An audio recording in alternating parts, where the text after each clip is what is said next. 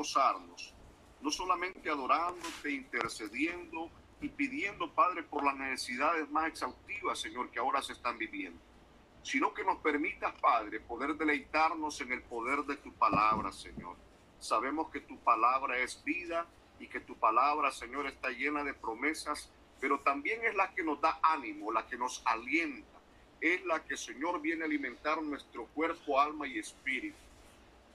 Porque tu palabra misma, Señor, es el alimento diario que nos permite poder estar en pie, poder estar, Señor amados, apercibidos de la obra del enemigo en contra de nuestra vida y de la iglesia.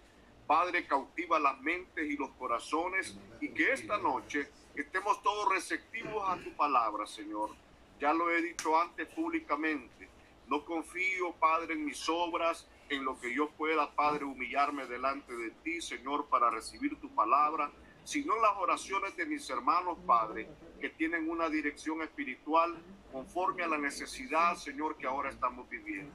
Por eso te ruego, Señor amado, que nos regales tu buena palabra y que seamos todos edificados, exhortados o consolados. En el nombre de Cristo Jesús, quédate, Señor, de principio a fin en cada uno de nosotros. En el nombre de Jesús. Amén. Vamos a ir hermanos, a la epístola a los Hebreos en el capítulo número 9. Y ahí con sus Biblias abiertas, si ya lo tienen, hermano, vamos a leer porque el tiempo ahora es apremiante. Dice la escritura de la siguiente manera.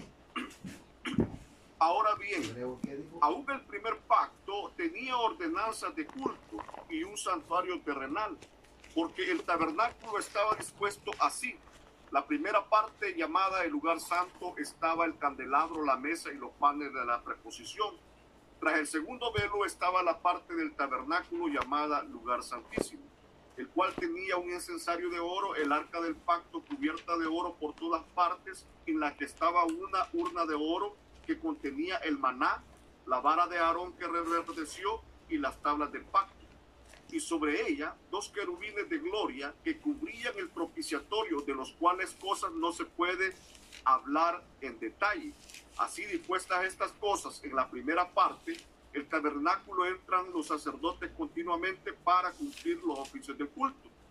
Pero en la segunda parte, solo el sumo sacerdote, una vez cada año, no sin sangre, la cual fue ofrecida por sí mismo y por los pecados e ignorancia del pueblo, dando el Espíritu Santo a entender con esto que aún no se había manifestado el camino al lugar santísimo, entre tanto que la primera parte del tabernáculo estuviese en pie. Vamos a dejar hasta ahí, hermanos, esos versículos.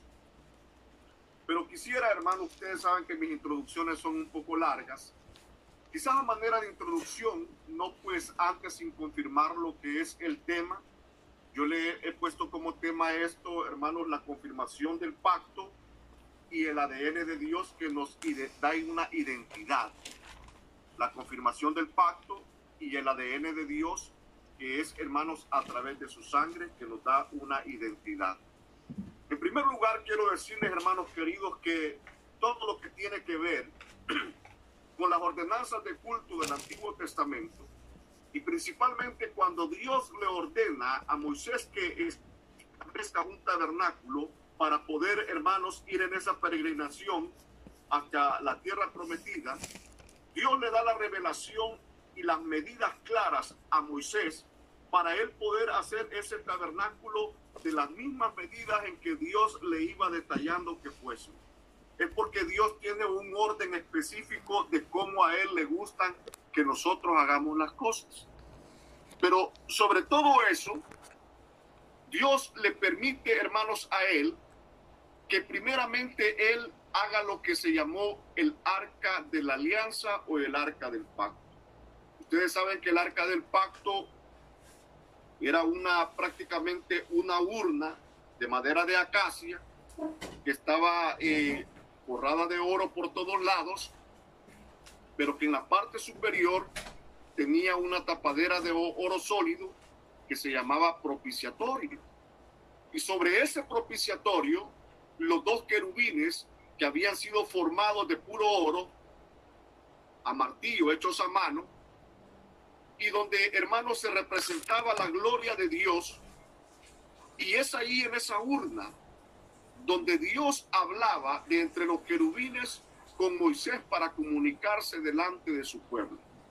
Es por eso de que si no podemos comprender en realidad la sombra de todo lo que habría, hermanos, representado todas estas cosas y que se habrían de manifestar en Cristo Jesús más adelante, no vamos a entender cuál ha sido siempre el propósito de Dios, que ha sido, hermanos, tener una alianza, es decir, tener un pacto entre Él y su pueblo. Y es ahí donde vamos viendo cómo Dios, desde el principio que creó a Adán y Eva, les establece, hermanos, un lugar donde ellos pudieran estar y habitar, oír su voz y tener una comunión. Pero sobre todo Dios le dice a aquella pareja y principalmente a Adán: sojuzga. Y al sojuzgar él tenía, hermanos, la responsabilidad misma de ser prácticamente el Señor de todo aquello que Dios le había delegado. Y dice la Biblia que la voz de Jehová se paseaba en el huerto y él podía tener una comunicación con sus criaturas, es decir, con Adán y Eva. Pero ¿qué en realidad es lo que corta la comunión con Dios? ¿Qué es lo que quebranta el pacto y principalmente la comunión con Dios? Es la desobediencia a las leyes que Él ha dado. Es por ello de que en ese periodo a esto se le llamó el pacto helénico, el pacto adánico, perdón. Porque Dios le dio esa ley, hermanos, precisa a este hombre llamado Adán, de que el día que comiese de ese árbol que Él le había prohibido, entonces iban a ser abiertos los ojos y él iba a ver una dura realidad para su vida. Desde entonces para acá, antes que la ley fuese dada, vemos cómo para Dios tiene mucho interés el que él pueda tener una relación íntima con el ser humano y principalmente con aquel que había designado como pueblo suyo, que era Israel. Israel, hermanos, sabemos que por su mucha desobediencia fueron cautivos en aquella tierra de Egipto y fueron, hermanos, maltratados y humillados de una manera que a Dios le compadeció el corazón cuando ya habían transcurrido 430 años. En ese periodo, hermanos, el gemido de este pueblo subió delante de su presencia de tal grado que él tuvo que enviarles un libertador, un hombre llamado Moisés, que tipifica la figura de el que habría de venir, y que él mismo en sus palabras dijo al pueblo en una ocasión: un día el Señor levantará un profeta mayor que yo, y cualquiera que oyere a ese profeta vivirá, mas el que no oyere a ese profeta ciertamente morirá. Pero el detalle es, hermanos queridos, que durante todo ese tiempo de sufrimiento, Dios nunca abandonó a su pueblo. Y aunque su pueblo fue zarandeado como el trigo, y hermanos queridos, fue prácticamente humillado de tal manera, hermanos, que ellos vivieron una vida de esclavitud y de miseria, Dios nunca se olvidó de ellos. Pero ¿qué consecuencias tiene el hecho de poder apartarse de lo que Dios ha pactado con nosotros? Muchas consecuencias en realidad. Porque la Biblia dice, hablando el apóstol Pablo en la epístola a los Romanos, no que Dios se haya olvidado de ellos, sino que la infidelidad de ellos hace nula la fidelidad de Dios. Porque prácticamente, hermanos, Dios es un Dios fiel. Y esa fidelidad permanece firme, hermanos queridos, cuando nosotros caminamos de la mano de Dios. Pero cuando nosotros por nuestra propia voluntad nos queremos apartar de Dios, tampoco el Señor nos va a retener. Si bien es cierto, hermanos, va a forcejear con nosotros, pero desde que Él destruyó a la primera humanidad por desobediencia, hermanos queridos, en los días de Noé, Él dijo esta palabra: ciertamente el hombre solamente es carne, por tanto nunca más contenderá mi espíritu con el hombre. Por eso juró, hermanos, el Señor que nunca más iba a destruir la tierra anegada en agua. Porque si bien, hermanos, Dios le dio la oportunidad a ese pueblo amado, a ese pueblo querido, de amarlo, de bendecirlo, de darle promesas, de darle la promulgación de la ley, el culto, el pacto, las ordenanzas y todo ese tipo de cosas. Y aún, hermanos, les dio fiestas, les dio, hermanos, días festivos en los cuales él tenía un encuentro con ese pueblo. Este pueblo no pudo discernir la magnitud de la responsabilidad que conllevaba el poder tener el cargo de llevar la palabra, el testimonio de ese Dios y ser un ejemplo a las naciones. Nosotros tenemos una responsabilidad hoy en día que es muy grande, pero muy grande, y es que somos embajadores del reino de los cielos y en la tierra. Y aunque parezcamos personas insignificantes, personas que no tenemos nada en común para el mundo, hermanos, más que vernos de menos, pero sin embargo, la gracia, el poder, y la misericordia de Dios y la sangre de Cristo están sobre nuestra vida, y eso nos hace, hermanos amados, ser personas muy diferentes a lo que el mundo es. Siguiendo toda esa trayectoria, hermanos, de lo que les he hablado, ¿cómo se va cumpliendo el pacto matrimonial entre Dios y su pueblo? De tal manera que la Biblia, Jeremías dice, hermanos, exhortando el Señor al pueblo de Israel: oh Israel, como un marido tuyo he sido cuando estuvisteis en tierra de Egipto. Con mano poderosa te sostuve y mi misericordia fue contigo. Y hermanos, nunca se apartó la mano de Dios a pesar de todo ese sufrimiento que ellos estaban viviendo. Y todo el panorama que se ve desde el Antiguo Testamento, llegando a los profetas y luego por los reyes, hasta llegar, hermanos, al último de los profetas, y viene el Señor Jesús. Todo ese desarrollo, hermanos, es un plan matrimonial, un pacto que Dios había diseñado con su pueblo a través de la misma palabra del Señor. ¿Y por qué lo digo con propiedad?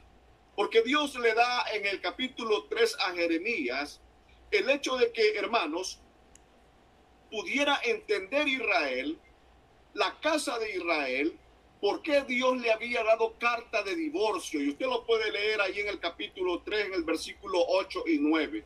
Cómo Dios tuvo que darle carta de divorcio y repudiar a Israel y esparcerla, hermanos, por las naciones, y primeramente, hermanos, que fueran cautivos de los asirios por causa de su desobediencia. Porque, hermanos queridos, Dios no solamente es nuestro Dios, sino que también Él es el esposo prometido para la iglesia, el novio prometido para la iglesia.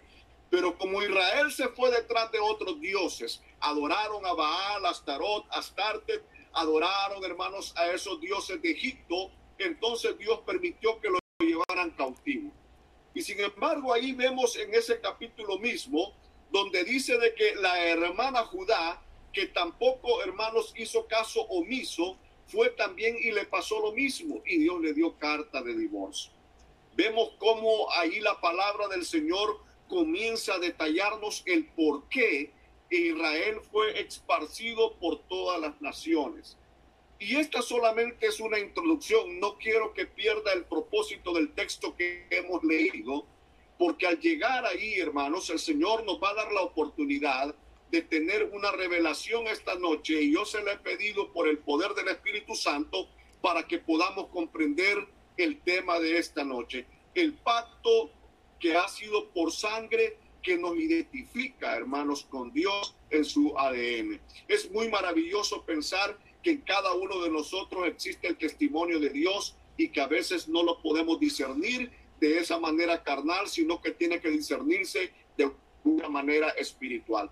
Pero vemos que Jeremías, hermanos, al igual que Oseas, el profeta, tienen una revelación precisa de cómo Dios tiene que, a través de ese matrimonio que había dado a Israel, llamándolo esposa, tener que divorciarse de ellos.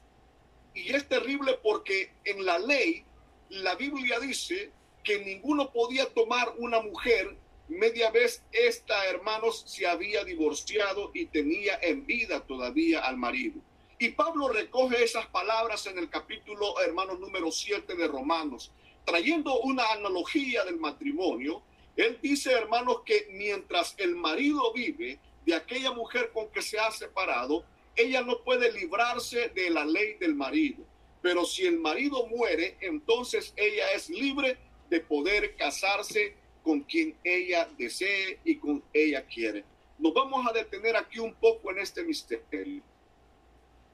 Pero me llama mucho la atención cómo cuando el arca del pacto, ya estando el templo en días de Salomón, Israel o Judá es invadida en el 586 por los caldeos, por el ejército de Nabucodonosor, que destruyó la ciudad, destruyó los muros y saqueó el templo.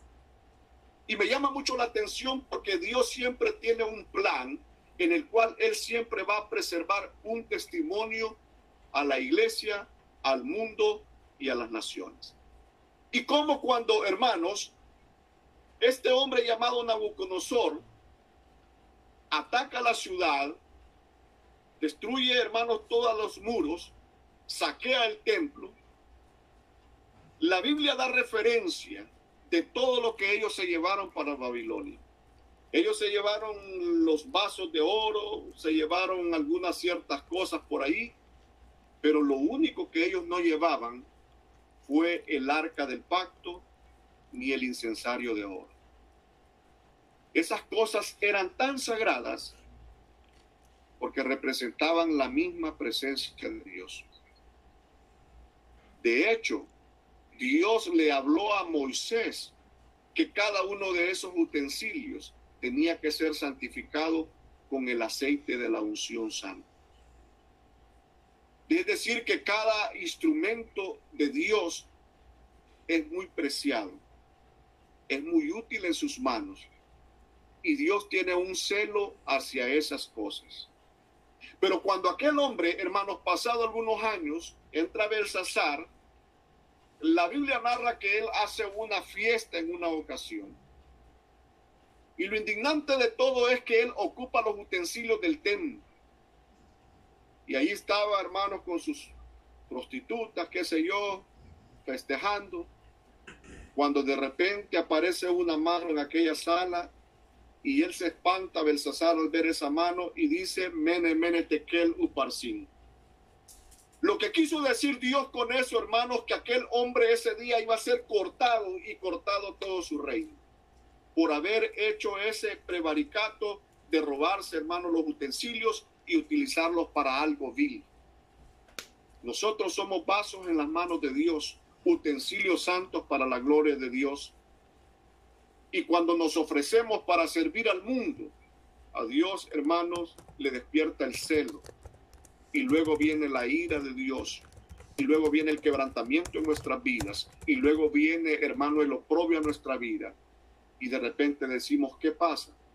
¿Por qué estoy viviendo esta situación? Y eso fue lo que le comenzó a pasar al pueblo judío. Comenzaron años y años de oprobio. Pero sin embargo Dios, en su misericordia, le revela a aquel hombre llamado Salomón que hiciera un sarcófago, es decir, una urna de puro roca, de piedra, y que la hiciera, hermanos, debajo, no del templo, sino debajo del monte Moriah, del templo, perdón, del monte Sión, ahí debajo. Precisamente el lugar donde siglos atrás Abraham iba a sacrificar a su hijo llamado Isaac. Pero luego, hermanos, que se dio eso, yo estaba leyendo por qué Dios le revela esto a este hombre llamado Salomón y con qué objetivo lo hace. Hermanos, Dios, a través del arca, representaba la gloria misma de él en esta tierra. Y el arca del pacto, como ya lo hemos leído ahí en el capítulo 9 de Hebreos, no solamente representaba la ley de Dios, sino el sacerdocio de Dios y también la presencia del mismo Cristo en medio de su pueblo.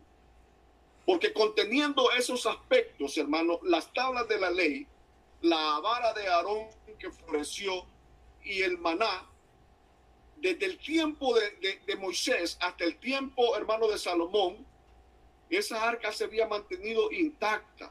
Ese pan nunca se había podrido. Esa vara había reverdecido.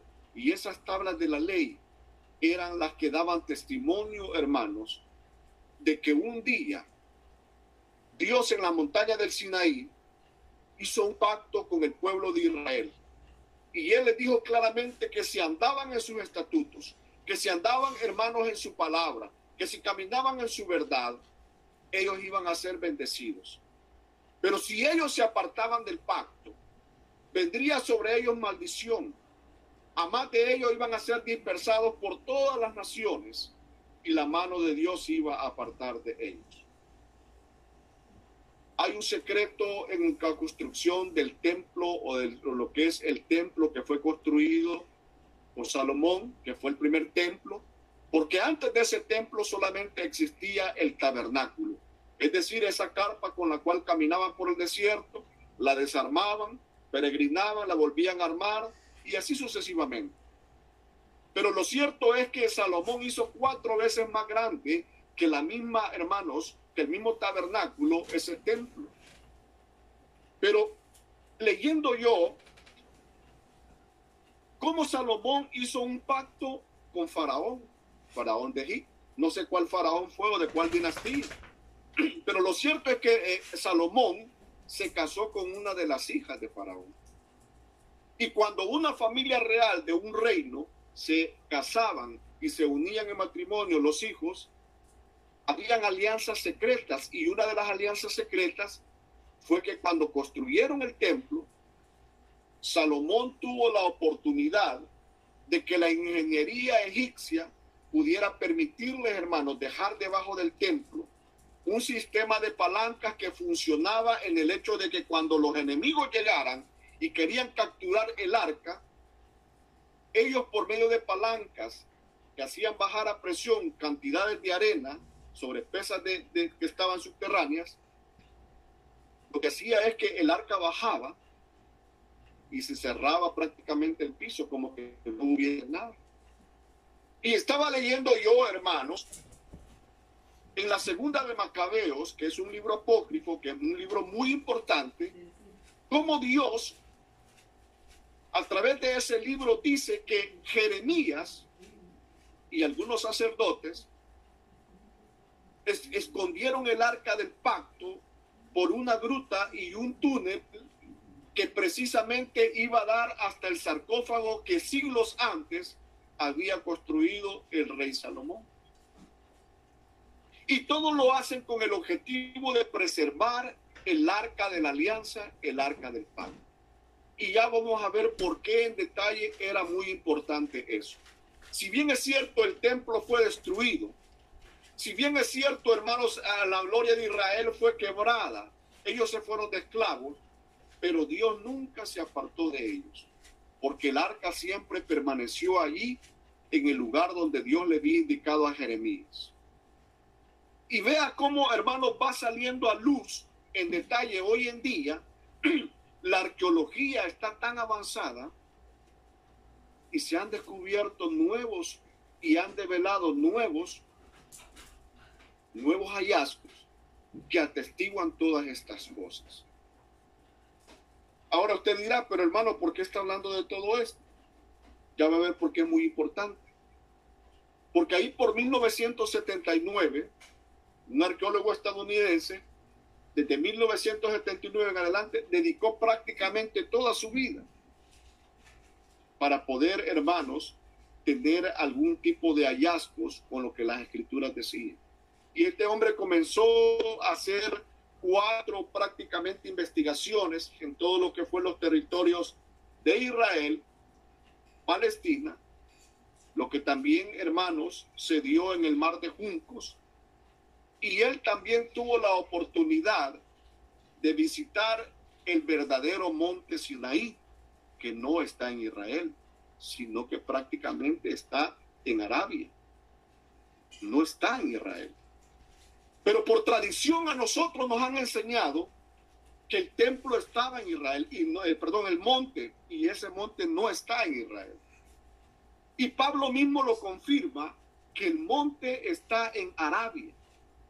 Pero sucede de que cuando la famosa llamada Santa Sofía, que fue la madre de aquel hombre llamado Constantino, Ellos fueron los que dijeron que allá quedaba en esa ciudad o en el territorio de Israel lo que era el Sinaí. Pero el Sinaí no queda ahí, sino que el monte Sinaí queda en Arabia, donde se manifestó el Señor. Y de hecho muchas cosas que nosotros hoy desconocemos han salido a luz por medio de hombres como este llamado Ron Wyatt. Él ya murió hace años.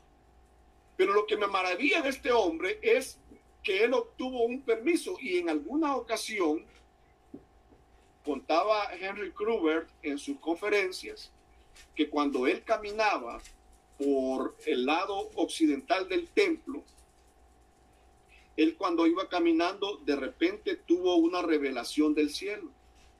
Comenzó su mano a levantársele y la mano le señaló un lugar y la mano, hermanos, se le puso dura y le indicaba que tenía que hacer una observación a esa gruta. Y allí prácticamente hasta ahora en día era un basurero, hasta 1981, que es a la orilla del camino, y él fue el que descubrió la gruta de Jeremías. Y él comenzó durante años a hacer excavaciones.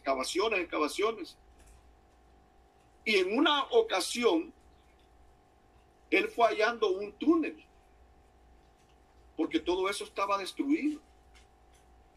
Y cuando él comenzó a hallar ese túnel, él se va dando cuenta, hermanos, que al fondo de ese túnel había un sarcófago gigante que era de roca. Y él comenzó a hacer investigaciones. Y Dios comenzó a hacer nuevas revelaciones a través de eso. Y fíjense cómo detalla todo esto, hermanos. Y detalla de una manera tan cierta, porque yo me recuerdo en el hecho de que Israel en los últimos años ha tenido pactos de paz. Y esos pactos de paz han sido solamente mentiras de la ONU para poder quitarle territorio que le corresponde a Israel. En 1993, Israel entró en un pacto de paz y ese pacto de paz se vio quebrado en el año 2000. Porque sucede de que en el año 2000, Ariel Sharon tomó la Biblia de su esposa ya fallecida, subió al monte del templo, alzó la Biblia al cielo, hizo una oración y leyó la profecía de Ezequiel de los últimos tiempos. Y eso trajo de que se desatara una gran violencia en Israel y una violencia tal que fue, hermanos, días de duros combates y se derramó mucha sangre. ¿Por qué? Porque en más de 1800 años, nunca un judío había subido hasta ahí para poder leer ningún texto de la Biblia. Nunca. Porque desde el año 70 que la ciudad fue destruida por Tito, jamás un judío pudo poner mano ya en el monte donde había existido el templo de Dios. Y todo esto es muy profético con las profecías de los últimos tiempos que estamos viviendo hoy. Porque cuando se habla del arca del pacto, todo el mundo ha querido, hermanos, tener eso en su poder.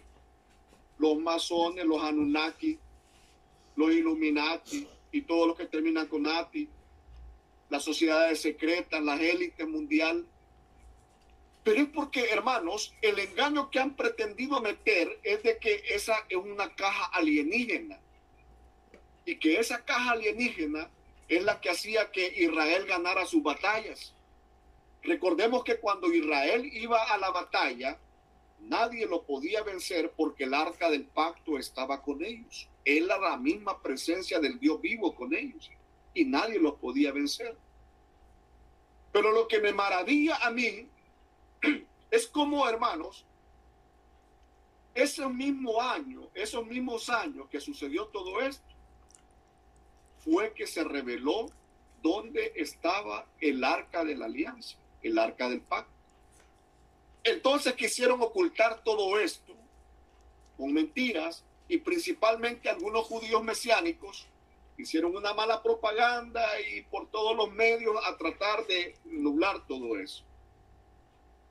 Lo cierto es que el último rabino, gran rabino que existió en Israel, uno de los más pronunciados, Smolgot Goren, él detalló antes de morir que él y otros levitas habían visto la cámara y habían visto el arca del pacto, que nunca se perdió, que Dios la preservó porque él la va a revelar en el momento indicado como testimonio para el pueblo de Israel. Pero ¿por qué tiene que llamarnos mucho la atención todo esto? Porque si nosotros no comprendemos la dimensión de la muerte de Cristo y cómo, hermano, la profecía de Dios se viene cumpliendo a través de él, no vamos a comprender el porqué de estas cosas. Lo cierto es que cuando el Señor muere, él está cumpliendo una de las muertes de la Pascua más trascendentales de la historia. Juan había visto, hermanos, el testimonio de Dios, habían visto al Espíritu Santo descender como paloma, pero también Juan oyó una voz cuando estaba bautizando al Mesías. Este es mi Hijo amado, en el cual tengo complacencia.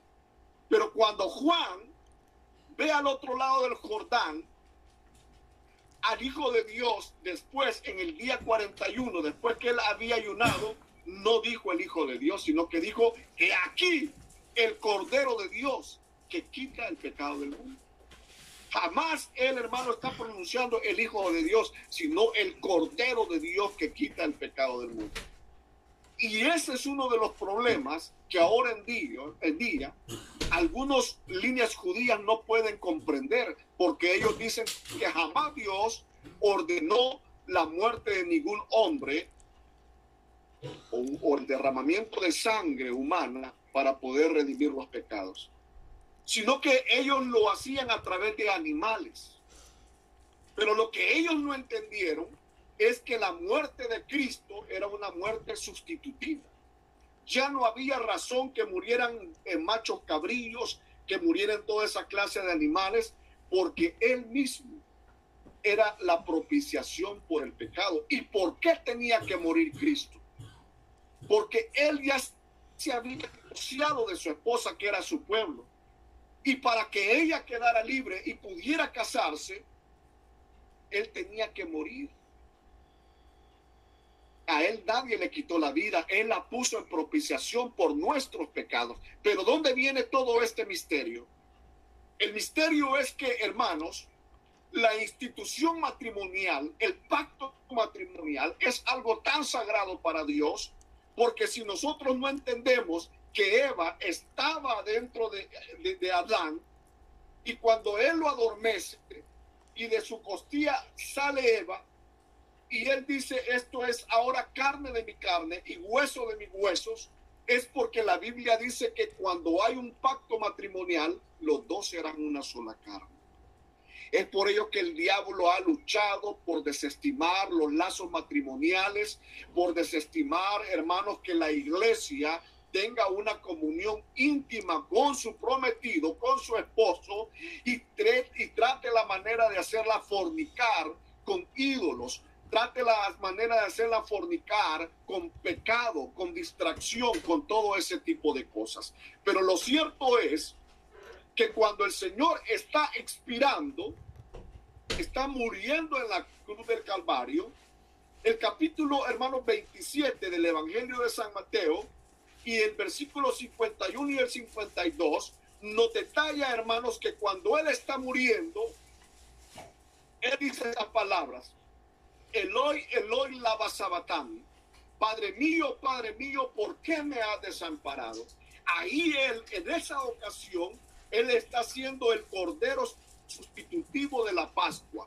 Por eso es que cuando ahora nosotros tomamos la Santa Cena o los elementos de la Santa Cena, el Señor dice, este es mi nuevo pacto a través de la sangre. Entonces Pablo recoge esas palabras y dice, porque yo les enseño lo que también aprendí. Pero ¿quién le enseñó a Pablo? La revelación que el Espíritu de Dios le da a Pablo es que, hermanos, esa muerte sustitutiva y esa cena que nosotros practicamos al anunciar la muerte de Cristo es un recordatorio que ya no tenemos que recordarnos de Egipto, que ellos ya no tenían que recordarse de Egipto, sino que ahora era, hermanos, por su memoria, en memoria de mí, cada vez que comáis, cada vez que bebáis, la muerte del Señor anunciáis hasta que Él venga. Pero cuando Cristo está expirando ese espíritu, hermanos, muchos se burlaban y le injuriaban y decían: a Elías se está llamando, sálvese a sí mismo, ¿por qué salvó a muchos y Él no se salva?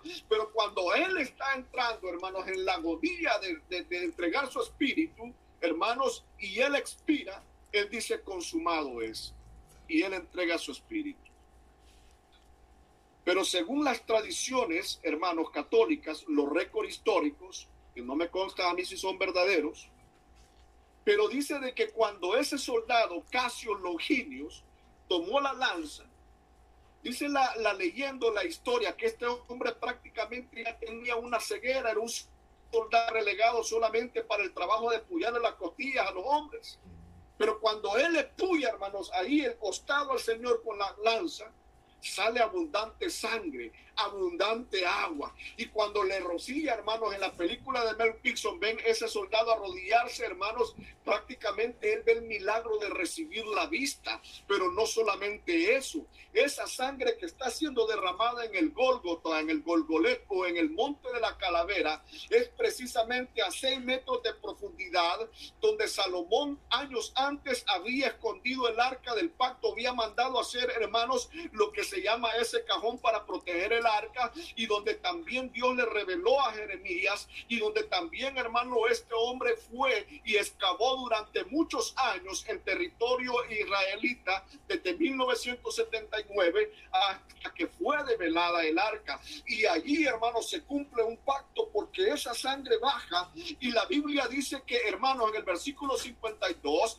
que hubo un gran terremoto, y, hermanos, los sepulcros se abrieron inmediatamente, y dice la Biblia que las rocas se partieron. Fue precisamente en ese momento donde se estaba cumpliendo la profecía, es decir, hermanos, de la vaca roja, porque allí Cristo, hermanos, estaba siendo el que sacrificado. Era una vez al año en el cual, hermanos, las puertas del templo se abrían. Pero tras ese terremoto que hubo, hermanos, dicen los historiadores que fue una roca de más de 30 toneladas, que era la roca que propiciaba la parte superior de lo que era el lugar santo, que cayó y rasgó el velo del lugar santo y quedó descubierta la presencia de Dios. Es por eso de que cuando, hermanos queridos, el Señor exclama: Eloi, Eloi, lama sabacthani, Padre mío, ¿por qué me has desamparado? Él no podía mirar delante del templo porque el Padre le había dado la espalda. Ya el arca no estaba allí. Ya el arca, hermanos, se había perdido desde días, hermanos, de Jeremías, y Salomón había tenido esa revelación. Pero cuando la sangre de él cae, hermanos, y va por aquella gruta que se raja y golpea, hermanos, por las rocas y baja hasta gotear allí, hermanos, hay testimonios palpables de eso. Dice el historiador, y pueden ver los videos si ustedes quieren y discernirlos, que cuando se le interrogó acerca de eso, él da un testimonio, que cuando iba entrando en la cueva, él vio 4 muchachos, y a él se asustó y les dice: ¿y ustedes quiénes son? Nosotros somos los ángeles que hemos protegido el arca y protegemos el arca. Y uno de ellos le ordenó que tomara muestras de sangre de lo que era, hermanos, el propiciatorio. Y él tomó esa sangre seca, sangre muerta, no sabemos, la tomó. Ahí podía haber sangre de animales, pero él tomó esa sangre. Él la llevó a un laboratorio en Israel. Y cuando quisieron hacer las pruebas, quisieron reavivar, hermanos, con solución salina. ¿Por qué? Porque tiene que haber glóbulos vivos, glóbulos blancos, para poder sacar un ADN de una sangre que tiene miles de años. Pero la maravilla que se llevaron ellos es que cuando ellos reviven, ellos dicen: esa sangre está viva. Pero cuando ellos, hermanos, ven el ADN de esa sangre y ellos ven que, hermanos, esta sangre está viva, a él le interrogaron personalmente que cómo es que esa sangre tenía, hermanos, 24 cromosomas. Tenía los 23 cromosomas de la madre, XX, pero tenía una Y. Y lo que se maravillaron ellos es de que esa sangre no era de ningún hombre de esta tierra. Y es ahí donde el hombre le dice que esta sangre es la sangre del Mesías. Y Juan, cuando tiene la revelación, no solamente en el capítulo 11 de Apocalipsis, cuando él ve revelada el arca del pacto allá en el cielo, hermanos, y vienen estruendos y hay truenos y hay granizos, porque cuando sea revelada el arca del pacto, hermanos, que es la que está en esta tierra, solamente una sombra de lo que está en los cielos, como leíamos en el capítulo, hermano, número 9, que la ley, teniendo las sombras de los bienes venideros, no la imagen misma de las cosas, no pudo perfeccionar al hombre según sus constantes y continuos sacrificios. Pero Cristo, oiga bien lo que dice en el capítulo 9 y versículo 15. Así que por eso es mediador de un nuevo pacto, para que interviniendo por muerte para la remisión de las transgresiones que había bajo el primer pacto, los llamados reciban la promesa de la herencia eterna. Porque donde hay testamento es necesario que intervenga muerte del testador, porque el testamento con la muerte se confirma, pues no es válido entre tanto que el testador vive. Mientras Cristo estaba con vida, no podíamos nosotros tomar, hermanos, esa herencia de lo que ahora llamamos el nuevo pacto, el pacto renovado a través de su sangre. ¿Por qué, hermanos? Porque cuando Él está muriendo, cuando Él está expirando y su sangre es derramada, Él mismo, como dice el capítulo número 9, hermanos, de Daniel, Él mismo con su propia sangre sube al cielo y unge al Padre, unge la silla celestial con su propia sangre para poder, hermanos, así sentarse como nuevo y sumo sacerdote, intercediendo para siempre por nuestros pecados con una sola ofrenda. Un misterio de que si no lo podemos comprender, que si solamente nos quedamos como especuladores nada más de las cosas que están escritas allí, solamente, hermanos, vamos a apreciar prácticamente en detalle y no vamos a tener profundidad de las cosas. Es bello poder pensar, hermanos, que aún en nuestro ADN está el testimonio de Dios bien marcado. ¿Saben? El nombre de Dios que ha sido revelado desde hace mucho tiempo se compone por 4 letras. Y en el alfabeto hebreo existe una ley de gramática. Si usted tiene por lo menos 3 vocales, tiene que tener 4 consonantes, o por lo menos signos vocálicos. Y ahí hay un detalle muy importante, porque la primera letra, que es traducida del griego en el alfabeto o en el tetragramatón hebreo, es prácticamente, hermanos, la Y. Esa vale por 10, es Yod. Luego, hermanos, le sigue la H. Esa vale por número 5, es Hed. Y luego le sigue la V, hermanos, que vale por 6. Esa es Bad. Y luego le sigue otra H que vale el signo numérico de 5, que es Hed. Yod, Het, Bad, Het. Es decir, Yod, Het, Bad. Es decir, el nombre de Jehová, que se deriva del tetragramatón hebreo original, tiene esas letras. Los científicos han descubierto que en el núcleo de nuestro ADN hay un número repetitivo, hermano, que es 10, 5, 6, 5. Y se vuelve a repetir 10, 5, 6, 5. Es decir, hermanos, que hasta en nuestro ADN está el nombre de Dios, el nombre del Dios verdadero. No podemos ignorar que Dios todo lo ha hecho perfecto. Pero ¿por qué, hermanos, hoy estamos teniendo este estudio tan importante? Para despejar dudas, hermanos queridos, porque Juan dice como testimonio, y 3 son los que dan testimonio en la tierra: el agua, la sangre y el espíritu. Y es a través de esa sangre preciosa del Cordero que hoy podemos tener un testimonio, hermanos queridos, de que cuando Él resucita, Él se presenta como el esposo y le dice a la iglesia: escógeme a mí, porque, hermanos, Él se prepara como el esposo que va a venir a recoger a la iglesia. Qué maravilloso es pensar que a él nadie le quitó la vida, sino que él la dio por sí mismo y se entregó a sí mismo por ella. Al igual que, hermanos, de la costilla de Adán, y yo ya lo he dicho, nace su esposa llamada Eva. De la misma costilla herida, hermanos, del Cordero de Dios, nace la iglesia con un nuevo pacto, y un nuevo pacto renovado, hermanos, en el cual hoy podemos entrar con toda, hermanos, confianza al lugar santo, a ese lugar santísimo donde ni el sacerdote podía entrar sino solamente una vez y cada año. Pero esto no es todo, hermanos amados, sino que, hermanos queridos, el sacerdote tenía que estar santificado, limpio y preparado para poder ser su ofrenda, hermanos, acepta en remisión de los pecados de toda la nación de Israel. Esto era, hermanos, en el gran día del Yom Kippur, cuando se daba en la fiesta, hermanos, esa ofrenda que llevaba el que el pueblo fuera perdonado de todas sus transgresiones. Pero yo quiero, hermanos, entrar en una finalización para no robar mucho tiempo. Y es el hecho de que el pacto que Dios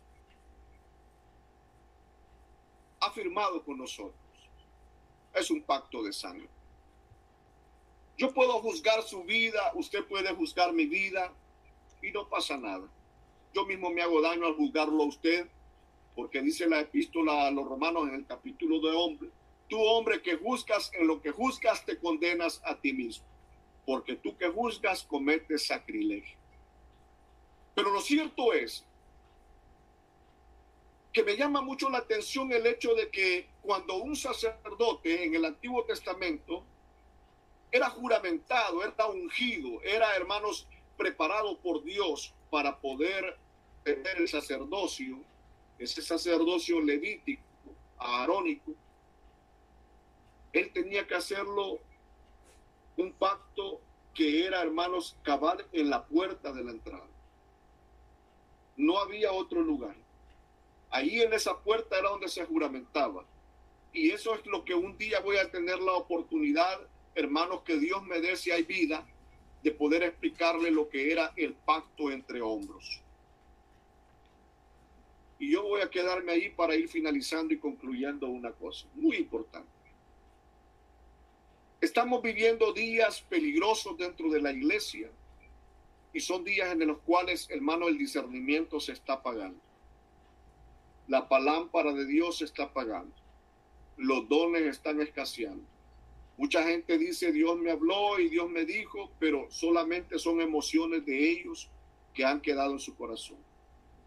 Pero cuando Dios verdaderamente está hablando, Él está revelando a través de la palabra las intenciones que Él tiene para su pueblo. Lámpara es a mis pies tu palabra, dijo el salmista David, y lumbrera a mi camino. La palabra nos alumbra el entendimiento, nos alumbra el camino para que no andemos en tinieblas.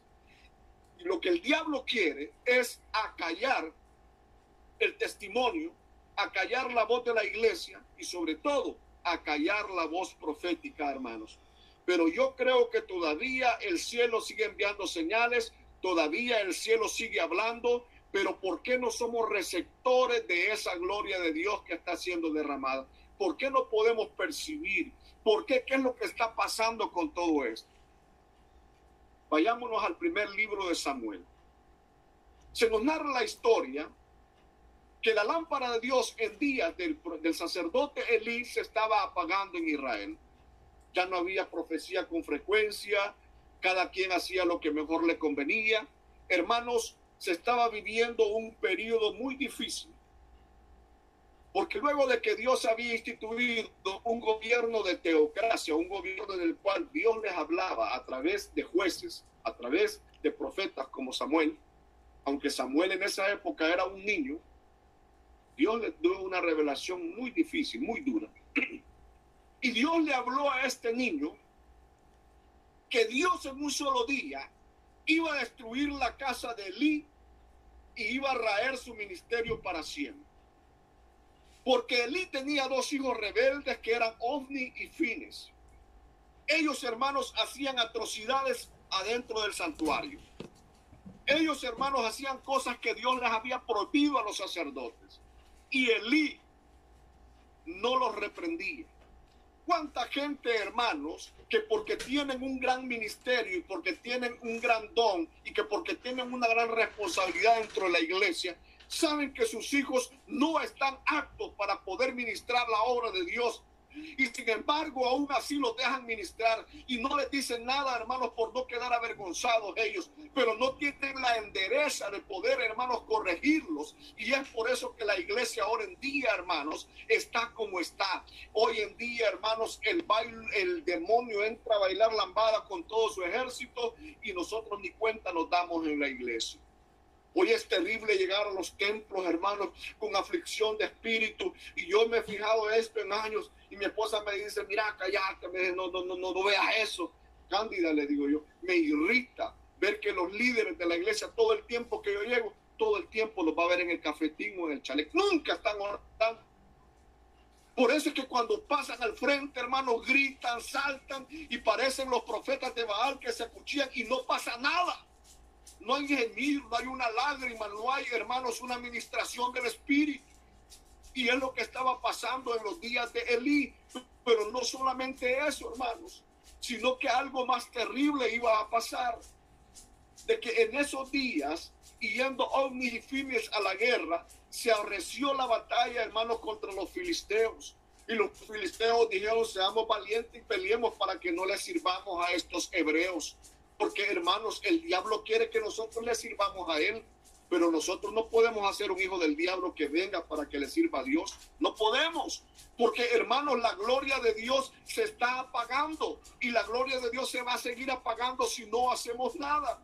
Hermanos, cuando el arca del pacto fue tomada, fue un gran lloro y llanto por los israelitas porque los filisteos se llevaron el arca. Pero no solamente eso, hermanos queridos, cuando uno de los hijos de Benjamín, un muchacho va ahí llorando y le dice a Elí, Elí le dice, han muerto tus dos hijos, Ofni y Finees, y el arca ha sido tomada por los filisteos. Aquel hombre, como era gordo y de 98 años, se vino, hermanos, y se desnucó, dice la Biblia. Y cuando la nuera de él salió que estaba embarazada, la esposa de Ofni oyó eso, hermanos, le vinieron los dolores de parto y ahí mismo cayó, hermanos. Y cuando ella estaba dando luz, ella murió, pero antes de morir, hermanos, ella exclamó una palabra que a mí me llama mucho la atención, y ella, hermanos, le llamó a aquel niño Icabod. Icabod, la gloria de Israel ha sido traspasada, la gloria de Israel ha sido traspasada. Fue un momento doloroso, hermanos, porque el enemigo ha traspasado la gloria de Dios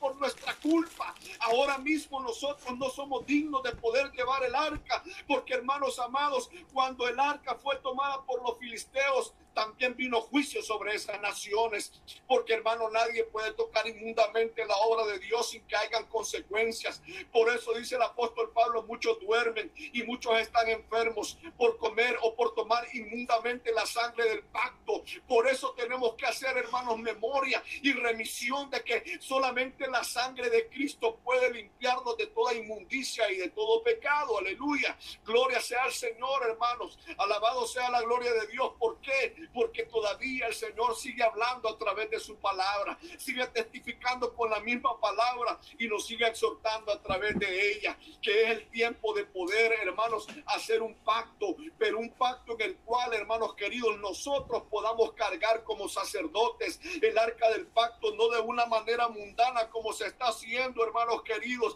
Hemos cambiado el propósito de Dios, la obra de Dios, de una forma santa a una forma mundana. Creemos que los payasos, la algarabía, las vejigas, las dinámicas van a traer la gloria de Dios. Cuando la Biblia, hermanos, dice de que aquel hombre llamado David mandaron a traer el arca que había estado olvidada, 20 años había estado olvidada, hermanos, los filisteos la pusieron en un carruaje, montaron, hermanos, en una carreta alada con 2 vaquillas. Pero, hermanos, cuando aquel carro llegó hasta la frontera de donde debía llegar, en Silo, dice la Biblia de que un siervo de David llamado Usa, cuando el arca se iba a caer, él metió manos y Dios, hermano, lo fulminó y lo mató. Y David, hermano, se conmovió en el corazón y dijo, ¿qué es lo que pasa? Porque aparentemente nosotros creemos que podemos sostener la obra de Dios. Creemos que por nuestra capacidad podemos sostener la obra de Dios. Si no es por mí, la obra de Dios no camina. Si no predico yo, pues no predica nadie. Si no oro yo, no va a orar nadie. Mentira. Dice la Biblia que si nosotros callamos, las piedras van a hablar por nosotros. Dios siempre se ha reservado, hermanos, un testimonio. Dios siempre ha reservado un remanente fiel y verdadero. Aquel hombre llamado Elías huía de la presencia de Jezabel. Se había escondido, se había atemorizado. Luego que había decapitado a 900 hombres, 450 de Aser y 450 de Baal, entró temor en su vida. Un día va a entrar temor a nuestra vida y nos vamos a esconder y vamos a huir, pero hermano, Dios se ha reservado siempre un testimonio en el cual no va a faltar palabras, no va a faltar presencia, hermanos. Y si nosotros desmayamos, valioso es el tiempo que tenemos para poder decir, Señor, heme aquí, Padre, aquí estoy, Señor, ten misericordia, santifícame, Padre, santifícame que quiero servirte. Palabra de Dios es esta, hermanos, fiel y verdadera, porque hermanos, cuando empezaron a leer en los libros de la ley, imaginen que los levitas del tiempo de David ni se acordaban ni sabían ya nada de la Biblia, que hermanos, el arca tenía que ser cargada solamente por los sacerdotes.